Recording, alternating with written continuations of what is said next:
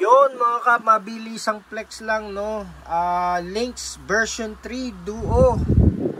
Okay, naka paid blade, black ceramic, leather with notches, 7,500 RPM brushless DC motor. Walang bitin to mga kap.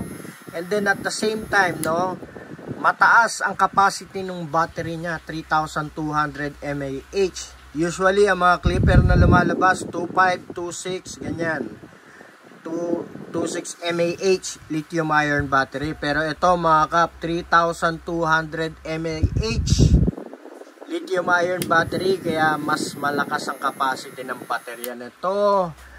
Malupit ang blade at ang motor 7,500 RPM, and then naka T-outliner blade yung kanyang detailer, black ceramic, zero gap.